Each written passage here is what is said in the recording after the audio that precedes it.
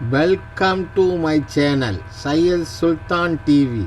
Please subscribe my channel. காலத்தை இறைவன் நமக்கு தந்திருக்கிறான். அந்த காலத்தை எப்படி நாம் பயன்படுத்திக் கொள்வது? பெற்றோர்களாக இருக்கிறோம், ஆசிரியர்களாக இருக்கிறோம், நிர்வாகத்தினராக இருக்கிறோம், மாணவர்களாக இருக்கிறோம். வாழ்க்கை நமக்கு ஒரு வாய்ப்பை தருகிறது. இப்படியெல்லாம் நாம் வாழ்ந்து கொள்ளலாம் என்று வாய்ப்பை தருகிறது. நான் இப்படி சொல்றேன், பாரதி இன்டர்நேஷனல் பள்ளிக்கூடத்தில் சேர்ந்தால் மோகனாமா இருக்காங்க, செந்தில் சார் இருக்கிறாரு, மிஸ்ஸஸ் செந்தில் இருக்கிறாங்க. எல்லோர் முன்னாலும் நான் இதை சொல்கிறேன். நான் சொல்லுவதை அவர்கள் மறுக்க மாட்டார்கள் என்றும் நம்பி சொல்கிறேன். இந்த பள்ளிக்கூடத்தில் சேர்ந்தா அத்தனை மாணவர்களும் வெற்றி பெற்று விடுவார்கள் என்று இவர்கள் சொன்னால் அது பொய். அப்படிலாம் கிடையாது. எந்த ஸ்கூல்ல சேர்ந்தாலும், அது எவ்வளவு புகழ்பெற்ற ஸ்கூல்ல சேர்ந்தாலும் வெற்றி என்பது உத்தரவாதம் கிடையாது. ஆனால் ஒரு உத்தரவாதம் இருக்கிறது. இந்த பள்ளிக்கூடம் உங்கள் குழந்தைகள் வெற்றி பெறுவதற்கான வாய்ப்புகளை ஏற்படுத்தி கொடுக்கும். அந்த வாய்ப்புகளை உங்கள் குழந்தைகளும் நீங்களும் பயன்படுத்திக் கொள்ள வேண்டும். வாய்ப்புகளைத்தான் பயன்படுத்திக் கொள்ள வேண்டும். வாய்ப்புகள் தான் வரும். உத்தரவாதம் யாரும் தரமாட்டார்கள் என்பதனை மட்டும் மனதில் நிலை பெற்றுக் கொள்ளுங்கள். இப்படி சொல்றேன், உங்க எல்லார்கிட்டையும் ஒரு விஷயத்தை சொல்றேன். குழந்தைகள் மொத்தம் 3 வகை. இந்த ஆண்டு விழாவில் நிறைய கப்பு வாங்குவோங்க. இந்த ஃபர்ஸ்ட் ப்ரைஸ்லாம் வாங்கும், ஃபர்ஸ்ட் மார்க்கெல்லாம் வாங்கும், ஃபர்ஸ்ட் ரேங்க். நிறைய பேர் என்ன பண்ணுவாங்க, டான்ஸ்லாம் ஆடுவாங்க, பாட்டு பாடுவாங்க, டான்ஸ் ஆடுவாங்க. இது 2 கேட்டகரியிலையும் இல்லாத புலி மூட்டைன்னு ஒரு கேட்டகரி இருக்கு. அது நம்ம வீட்டில் தான் இருக்கும். அது மார்க்கும் வாங்காது, ப்ரைஸும் வாங்காது, சும்மா உட்காந்துட்டு இருக்கோம். உண்மையா நான் சொல்றேன், நான் இங்க பேச வந்திருக்கிறது அந்த மார்க் வாங்கி பிரைஸ் வாங்குறாங்களே அந்த குழந்தைகளுக்கு இல்லை. இந்த டான்ஸ் ஆடி பாட்டு பாடி என்ன மாதிரி டேலண்டடாக இருக்கிற குழந்தைகளுக்கு இல்லை. நான் வந்திருக்கிறது, நான் சொன்னல, இந்த 2 கேட்டகரியிலையும் இல்லாமல் நம்ம வீட்டில் இருக்குது இல்லை, அந்த பெற்றோர்கள் இருக்கிறீங்கல்ல, உங்களுக்காக தான் பேச வந்திருக்கு. நான் இன்றைக்கு ஒரு விஷயத்தை சொல்கிறேன், எழுதி வைத்துக் கொள்ளுங்கள். புத்திசாலிகள் நிறைய மதிப்பெண்களை பெற்று நிறைய சம்பாதிப்பார்கள். திறமைசாலிகள் தன் திறமையை வளர்த்துக் கொண்டு நிறைய சம்பாதிப்பார்கள். இந்த 2 பேரையும் நிர்வகிக்க போகின்ற நிர்வாகிகள் தான் அந்த 3வது கேட்டகரி. ஆனால் பல நேரங்களில் நிர்வாகிகள் ஆகாமல் அந்த குழந்தைகள் உதிர்ந்து விடக்கூடும். என்ன காரணத்திற்காக உதிர்ந்து விடுவார்கள் தெரியுமா? தனக்கு கிடைத்திருக்கக்கூடிய கல்வி என்கின்ற வாய்ப்பை முழுமையாக பயன்படுத்தி கொண்டு புரிதலில் ஈடுபட்டு என் வாழ்க்கையில் மதிப்பெண் எடுப்பதோ மற்றவர்களுக்கு முன்னால் என் திறமையை காட்டுவதோ முக்கியமல்லை. எனக்கு தந்திருக்கக்கூடிய இந்த பாடத்தை, இந்த மொழியை சரியாக நான் புரிந்து கொள்வேன் என்று சொல்லக்கூடியவர்கள் உலகத்தில் இந்த 2 பேரையும் நிர்வகிக்கக்கூடிய நிர்வாகிகளாக, தலைவர்களாக உயர்கிறார்கள். நம்மில் பல பேருக்கு இது தெரியாது. இந்த ஃபர்ஸ்ட் மார்க் வாங்கணுங்கிற ஆசை இருக்கிற பிள்ளைகள் இருக்கீங்கல்ல, அது என்னன்னு தெரியலைங்க. எல்லாம் ஃபர்ஸ்ட் மார்க் வாங்கினா யார் செகண்ட் மார்க் வாங்குறது? 98 மார்க் வாங்கிட்டு அழறவங்களை பார்த்துருக்கீங்களா? இந்த 2 மார்க் எங்கன்னு 2 மார்க் வாங்கிட்டு சிரிக்கிறவளை பார்த்துருக்கீங்களா? இந்த 2 கேட்டகரியும் இருக்கு நம்ம ஊரில். 98 அழும், எங்கள் அப்பா திட்டுவார் 2 மார்க் எங்கன்னு. 2 சொல்லும், ஏன் அழுவுற, அது என்கிட்ட இருக்குன்னு சொல்லு. 98 வாங்கிட்டு அழக்கூடாதுன்னு அதுக்கும் தெரில, 2 மார்க் வாங்கிக்கிட்டு ஃபெயில் ஆகிட்டு சிரிக்க கூடாதுன்னு இதுக்கும் தெரில. வாழ்க்கை ஜெயிப்பது என்றால் என்ன என்று சொல்லிக் கொடுக்கிறேன் குழந்தைகளை, பெற்றோர்களை. வாழ்க்கையில் வெற்றி பெறுவது என்பது முதல் மதிப்பெண் வாங்குவது அல்ல, முதல் மதிப்பெண் வாங்குகின்றவர்களை வெற்றி பெறுவது. யாரெல்லாம் முதல் மதிப்பெண் வாங்குகிறார்கள் என்பதனை பார்த்து வைத்துக் கொள்ளுங்கள். அவங்களாம் ஜெயிச்சுட்டே போ, அவ்வளவு சுலபமான்னு கேட்குறியா? சுலபந்தான். 98 வாங்குதில்ல, அதை பார்த்து வச்சுக்கோ. எப்படி தெரியுமா குழந்தைகளை ஜெயிக்கணும்? இந்த 98 வாங்கிட்டு அலப்பறை பண்ணோம்ல, அதை பார்த்து வச்சுக்கோ. அப்படி பார்த்து வச்சுக்கோ. உன் மார்க் எடுத்து பாரு, எவ்வளோ இருக்கும்? 40. ஐயோ, அவ்வளோ வாங்குறான்.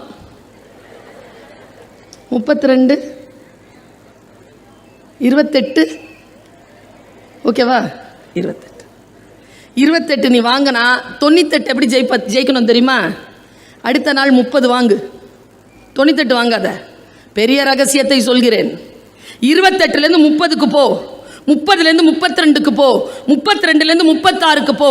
இதுதான் ப்ராக்ரஸ் காட்டிக்கிட்டே போ. ஃபெயில் தான் பரவாயில்ல, ஒரு நாள் வரும். உன்னுடைய வாழ்க்கையில் ஒரு நாள் வரும். 98 வாங்குறது 90 வாங்கியிருக்கோம். 28 வாங்கியிருக்கிறவனி 38 வாங்கியிருப்ப. ஃபெயில் தான். ஆனால் நான் சொல்கிறேன், வெற்றியாளர் நான் சொல்கிறேன். 98லேருந்து 90 அவ தோக்குறா, 28லேருந்து 38 நீ ஜெயிக்கிறதுக்கான ஸ்ட்ராட்டஜி இவ்வளோதான். அதுக்கு தான் இவர்கள் கொடுக்கக்கூடிய அந்த ரிப்போர்ட் கார்டுக்கு ப்ராக்ரஸ் ரிப்போர்ட்னு பேர். Show progress. ஃபஸ்ட்டு ஃபெயிலாக போனேன் நான். அதுக்கப்புறமா சுமாராக மார்க் வாங்க ஆரம்பித்தேன்.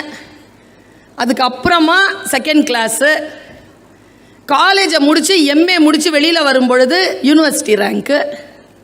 ஒரே தடவை தான் எழுதினேன் UGC cleared. PhD highly commented. Progress காட்டிக்கிட்டே வா. யாருக்கு? அதனால தான் மோகனாம்பாள் அம்மா சொன்னார்கள், யாரையும் ஒப்பு நோக்காதீர்கள்.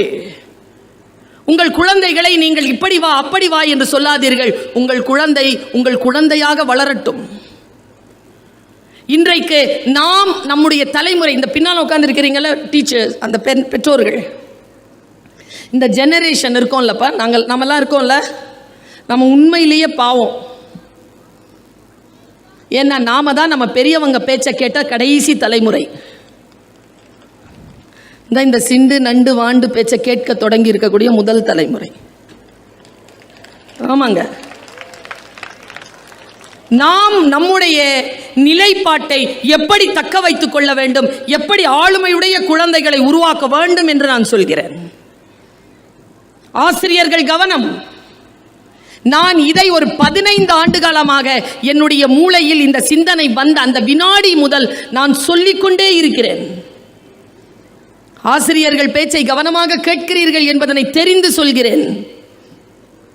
நானும் ஆசிரியை தான். தயவு செய்து நம் புத்தியை நம் வகுப்பில் இருக்கக்கூடிய குழந்தைகளுக்கு கொடுக்காமல் பார்த்து கொள்ள வேண்டும். அதற்காக அவர்கள் வரவில்லை நம்முடைய வகுப்பிற்கு. அவர்கள் தங்கள் அறிவை அறிமுகம் செய்து கொள்வதற்காக நம் வகுப்பிற்கு வருகிறார்கள். அவர்கள் அறிவை அவர்களுக்கு அறிமுகம் செய்து வைக்கக்கூடிய ஆற்றல் எந்த ஆசிரியருக்கு இருக்கிறதோ அந்த ஆசிரியை ஆளுமையான தலைமைத்துவம் மிகுந்த ஒரு மாணவனை உருவாக்குகிறார். நம்ம புத்தியை கொடுக்கிறது இல்லை. அடிப்படையில் யோசித்து பார்த்தால் நாம் நம் குழந்தைகளை, நம்முடைய சமூகத்தை அறம் சார்ந்து விழுமியங்கள் சார்ந்து வளர்த்தெடுத்தாக வேண்டும். அதை எப்படி செய்வது? அதை வளர்ப்பது என்றால் எப்படி? நான் ஒரு சிறிய காட்சியை சொல்லுகிறேன் உங்களுக்கு. இன்றைய குழந்தைகள் கிட்ட இருக்கக்கூடிய பெரிய பிரச்சனை என்ன தெரியுமா? பெரிய பிரச்சனை, அவர்களுக்கு என்ன கஷ்டம் என்ன நடக்குதுங்கிறது தெரியல.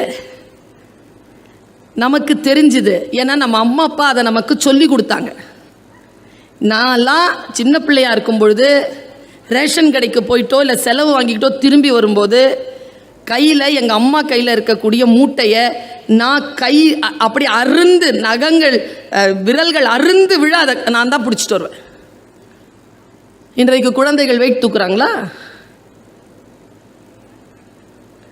யார் தப்பு? பிள்ளைகள் தப்பு இல்லை, பெற்றோர்கள் தப்பு. ஒரு மிக நுட்பமான ஒரு உளவியலான ஒரு கருத்தை சொல்கிறேன். எந்த குழந்தை தன் பெற்றோரின் கையில் இருக்கக்கூடிய சுமையை தன் கைக்கு மாற்றிக்கொள்ளுமோ அந்த குழந்தை முதிர முதிர அந்த பெற்றோர்களை பார்த்து கொள்ளும். எந்த பெற்றோர் தன் குழந்தை கஷ்டப்பட்டு விடக்கூடாது என்பதற்காக தான் கஷ்டப்பட்டு அந்த கஷ்டப்படுகிறோம் என்பதை கூட குழந்தைகளுக்கு மறைக்கிறார்களோ அவர்கள் சாகின்ற வரைக்கும் அந்த குழந்தையை அவர்கள் தான் பார்த்துக் கொள்ள வேண்டும். மிக கவனமாக இருக்க வேண்டும். பிள்ளை வளர்ப்பு என்பது, பேரண்டிங் என்பது அவ்வளவு சாதாரணமான விஷயம் இல்லை. It's an art. நான் நடந்த ஒரு விஷயத்தை சொல்றேன். ஒரு ஆசிரியையாக இருப்பது எவ்வளவு பெரிய ஆர்ட்டோ, பெற்றோராக தாயாக இருப்பதும் அவ்வளவு பெரிய ஆர்ட். இப்போ நம்முடைய தலைமை போலீஸ் அதிகாரி தமிழ்நாட்டுக்கு ஐயா சைலேந்திர பாபு, அவர் ஒரு மீட்டிங்ல பேசின ஒரு விஷயத்தை சொல்றேன். இது பெற்றோர்களுக்கானது. அவர் மீட்டிங்ல பேசினதை சொல்றேன். அந்த மீட்டிங்ல நானும் இருக்கிறேன். அண்ணா நகர்ல நடந்தது மீட்டிங். SBOS ஸ்கூல்ல நடக்குது. அவரும் சீஃப் கெஸ்ட், நான் வந்து அவர் கெஸ்ட் ஆஃப் ஆனர், நான் சீஃப் கெஸ்ட். பேசுறோம். அவர் சொன்ன ஒரு கருத்தை நான் இங்கே விதையாக தூவி விட்டு போகிறேன். அவர் 10-12 வயசு இருக்கும்பொழுது அவங்க அப்பா வந்து சட்டையை எடுத்து ஆணில மாட்டி தூங்கி இருக்கார். அந்த சட்டையில் வச்ச பணத்தில் 5 ரூபாவை காணும். அடுத்த நாள் பிள்ளைங்க எல்லாருக்கிட்டையும் விசாரிச்சிருக்காரு. அவங்க அம்மாட்ட விசாரிச்சிருக்காரு. அவங்க அம்மாவும் எல்லாருக்கிட்டையும் விசாரிச்சிருக்காங்க. யாரும் எடுக்கலை. அவங்க அப்பா அதை விட்டுட்டார். அதுக்கப்புறமா சட்டையில் பணம் வைக்கிறது இல்லை, அவர் விட்டுட்டார். எதுவுமே சொல்லலை. ஒரு 15-17 வயசு கடந்து, வருஷம் கடந்து போலீஸ் ஆஃபீஸராக ஆகிறாரு சைலேந்திர பாபு அவர்கள். ஃபுல் யூனிஃபார்மோட முதல் மாதம் சம்பளம் எடுத்துக்கிட்டு அவங்க அம்மா கிட்ட வந்து சம்பளத்தை கொடுக்குறார். கொடுக்கும்போது அவங்க அம்மாட்ட சொன்னாராம், அம்மா நான் சின்ன பிள்ளையா இருக்கும்போது அப்பா சட்டையிலேருந்து 5 ரூபா காணும் இல்லைம்மா. ஆமாம். பாருங்கள், அம்மாவுக்கும் பையனுக்கும் எப்படி உறவு இருக்குது பாருங்கள். ஆமாம். ஞாபகம் வச்சிருக்கியாம்மா? இருக்குது. அதை நான் தாம்மா எடுத்தேன். அம்மா சொன்னாங்களா, எனக்கு தெரியும்ப்பா. பையன் கேட்டிருக்கார், ஏம்மா நான் எடுத்ததை பார்த்தியா? அம்மா பதில், பார்க்கலப்பா, ஆனால் நீ எடுக்கலன்னு சொன்னல, நான் நம்பலப்பா. இந்த தாய் என்ன செய்தார் தெரியுமா? தன் குழந்தையிடம் இருக்கக்கூடிய அந்த ஒரு சிறிய பிரச்சனையை புரிந்து கொண்ட அந்த தாய் எப்படி வளர்த்தார் தெரியுமா? அந்த அந்த மகனை ஊர்ல எவன் திருநாளும் பிடிச்சி சட்டத்துக்கிட்ட ஒப்படைக்கிற காவல்துறை அதிகாரியாக அவரை வளர்த்தெடுத்தார் அந்த தாய். என்றால் பேரண்டிங் அப்படிங்கிறது என்னது? எப்படி பார்க்கறது? என்னுடைய பையன் சச்சிதானந்த ஜோதி நிகேதனில் தான் படித்தான். பெரிய ஒரு அலப்பறை ஏதோ பண்ணால் எனக்கு ஃபோன் வந்து உங்கள் பையனை கூப்பிட்டு போங்கன்னு. வந்துடுறேன், வந்து பார்க்குறேன், அவ்வளோ பெரிய ஒரு தப்பு பண்ணியிருக்கிறான். என்ன பண்ணா அப்படின்னு கேட்குறேன். என்ன பண்ணியிருக்கிறான்? +2 பசங்களோட பேசக்கூடாதுன்னு சொல்லியிருக்காங்க 10th ஸ்டாண்டர்ட் ஸ்டூடெண்ட்ஸை. ஏன்னா அவங்க படிக்கிறதுக்கு முடிய மாட்டேங்குதுன்னு. இது அவருக்கு பிடிக்கல. அப்படி சொன்ன வாத்தியார் அவருடைய டார்மெட்ரி மாஸ்டர். அவர் வாசலில் ராத்திரி தாண்டி அவர் பாத்ரூம் போவார். அதனால் ராத்திரி 10 மணி வரைக்கும் காத்திருந்து அவர் போகிறதுக்கு முன்னால் குடிக்கிற பாலில் சர்க்கரையை கலந்து ஊற்றி வச்சிட்டான். நல்ல வேளை அவன் கூட இருந்த ஒரு பையனோட அவனுக்கு சண்டை. அந்த பையன் போய் அந்த டீச்சர்கிட்ட சொல்லிட்டான், இப்படி பால் போட்டிருக்கு சார், பார்த்து போங்க சார். யார்ப்பா போட்டானா? இவன் தான் போட்டான். தெரிஞ்சிருச்சு. கூட்டிகிட்டு வந்து அப்பாலஜி லெட்டர் எழுதியிருக்கிறாங்க. எனக்கு ஃபோன் வந்துருச்சு. நான் சென்னையிலேருந்து நீலகிரி ஏறி மேட்டுப்பாளையம் இறங்கி காலையில் போய் பல்லு கூட விளக்காமல் ஸ்கூலில் உட்காந்துருக்கேன். பேரண்ட். நான் மேடையில் பெரிய ஸ்பீக்கராக இருக்கலாம், ஆனால் என் குழந்தையினுடைய ஆசிரியையை நான் போய் பார்க்கின்ற பொழுது கையை கட்டி கொண்டு மிக பணிவுடன் தான் நான் அவர் முன்னால் நிற்பேன். என்னுடைய ஆசிரியத்தன்மையோ என்னுடைய பேச்சிற்கான புகழோ எதுவும் என் குழந்தையின் ஆசிரியர் மீது எந்த பாதிப்பையும் ஏற்படுத்திவிடக் கூடாது என்பதிலே கவனமாக இருந்த தாய் நான். இதை இன்னைக்கு ரெக்கார்ட் பண்றேன். கை கட்டிட்டு தான் போய் நிற்பேன். ஆனா ஒண்ணு, தாய் தானே. போன உடனே சொன்னேன், என்ன பண்ணா இப்படி பண்ணா, எல்லாம் சொல்ற டைலாக் தானே. நானும் சொல்லியிருப்பேன், என்னது, என் பையன் அப்படிலாம் செய்ய மாட்டான். ஒரு டீச்சராக நான் சொல்லவா, தாயாக நான் சொல்லிடுவேன், இதை டீச்சராக நான் சொல்லவா, செய்வான். என் பையனுக்கு பொய்யே சொல்ல தெரியாது, தெரியும். 4 பேரோடு சேர்ந்து தான் அவன் குட்டிச்சவரா வரான். அந்த 4 பேருக்கே லீடர் இவன் தான். டீச்சருக்கு தெரியுங்க. டீச்சர் சொன்னாங்க, செஞ்சாங்க. அவன் திரும்பி பார்த்தேங்க, அவனை திரும்பி பார்த்து அவன் கண்ணை பார்த்து கேட்குறேன், செஞ்சியாப்பா, என்ன சொல்கிறீங்க? அவன் பிறந்தது நான் பிறந்தது கோஸ் ஆஸ்பத்திரி, என் பையன் பிறந்தது இசபெல் ஹாஸ்பிட்டல். இசபெல் ஹாஸ்பிட்டலில் அவனை பிறக்கிற அந்த குழந்தைய கையில் வச்சுக்கிட்டு வண்டிக்காக காத்திருக்கும்போது அந்த முகத்தை பார்த்தேன். அந்த முகம் மனசில் இன்னும் பசுமையாக இருக்குது. அதே மூஞ்சியில் நிற்கிறான். செஞ்சியாடா?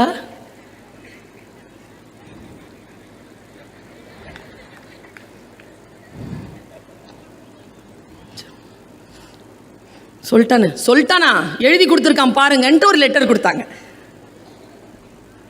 லெட்டருங்க இங்கிலீஷில் எழுதியிருக்கான், பிரமாதமாக எழுதியிருக்கான். என்ன டிக்ஷன், என்ன வேர்ட்ஸ், என்ன வேர்டிங்ஸ், என்ன சென்டென்ஸ், என்ன ஆர்கியூமெண்ட், சூப்பராக எழுதியிருக்கான். நான் சொன்னேன், மேம் இது அவன் எழுதலை, நீங்கள் எழுதி கையெழுத்து வாங்கியிருக்கிறீங்க, நீங்கள் வேற மேடம், அவன் தான் எழுதுனா, கேளுங்க. அவன்கிட்ட கேட்க, எழுதினியாப்பா நீ? அப்போ முடிவு பண்ணேங்க நான், இவன் 2 ஃபீல்டுக்கு தான் தகுதி. ஒன்று இங்கிலீஷ் லிட்ரேச்சர் படித்து மொழி வல்லுநராக அவன் வரணும், இல்லைனா இவ்வளோ ஆர்குமெண்ட் பண்ணுறான்னா அட்வொகேட் ஆகணும். அந்த ஸ்பாட்டில் முடிவு செஞ்சேன். இது நடந்து 7 ஆண்டுகள் கடந்து விட்டது. இன்னைக்கு BA LLB ஆனர்ஸ் முடிச்சுட்டு அட்வொகேட்டாக ப்ராக்டிஸ் பண்ணிகிட்ருக்கான். குழந்தைகளுடைய தவறுகள் தான், பிரச்சனைகள் தான், ஆனால் அந்த பிரச்சனைகளுக்கு ஊடாகத்தான் இருக்கிறது அவர்களுடைய ஆளுமை. அதை பார்ப்பதற்கான வல்லமை பெற்றோர்களிடத்தில் இருக்கிறதா? ஒரு பையங்க திருச்சியில் ஒரு ஏதோ திருடி கொண்டு வந்து உள்ள புதைச்சி வச்சுட்டான். ஒரு டீ கடையிலேருந்து பிஸ்கட் பாட்டில். போலீஸ் வந்து பிடிக்குதுங்க. அவன் வந்து உள்ளேருந்து எடுத்து கொடுக்குறாங்க. அதை அந்த ஸ்கூல் ஆண்டு விழாவுக்கு நான் கெஸ்ட்டு எடுத்து கொடுத்தான் பாருங்களேன். அப்படி பார்க்குறேன் நான். அதை உள்ளேருந்து எடுத்து கொடுக்குறான். பிடி டீச்சர் விசில் அடிச்சுக்கிட்டு அவனை அடிக்க ஓடினார் பாருங்க. ஒன்றும் செய்யலைங்க. இங்கிருந்து ஓடி வந்தான். ஒரு 20 அடி ஓடி வந்து 9 அடி சுவரை தாண்டிட்டான். எனக்கு அத்லெட்டிக்ங்க. நான் 18 20 அடி ஓடி 9 10 11 அடி தாண்ட முடியாதுங்க. 14 வயசு பையன் தாண்டினான். நான் அந்த டீச்சர்கிட்ட சொன்னேன், பிடி டீச்சர்கிட்ட, ஹெட்மிஸ்டர்ஸ் கிட்ட சொன்னேன், மேடம் பையன் ஏதோ தப்பு பண்ணியிருக்கான், குறும்பு தான், பெரிய தண்டனை கொடுத்துடாதீங்க, போலீஸ்லாம் வர அளவுக்கு இல்லை, ஏதேனும் காம்பன்சேஷன் பண்ணி அனுப்பிச்சிருங்க, ட்ரெயின் பண்ணுங்க மேடம், பிரமாதமாக ஹை ஜம்ப் பண்ணுறான், கரெக்டாக ட்ரைனிங் பண்ணிங்கன்னா நேஷ்னல் விளையாடுவான் மேடம், நேஷ்னல் அத்லெட்டிக்காக வருவான். நான் சொன்னேங்க 9th ஸ்டாண்டர்டில் அவன் ட்ரெயின் ஆகி அந்த அந்த துறையிலேயே ட்ரெயின் ஆகி லாயோலா காலேஜில் காமர்ஸ் முடித்து நேஷ்னல் விளையாடி இன்னைக்கு திருச்சியில் ஸ்போர்ட்ஸ் கன்சல்டண்ட்டாக இருக்கான்.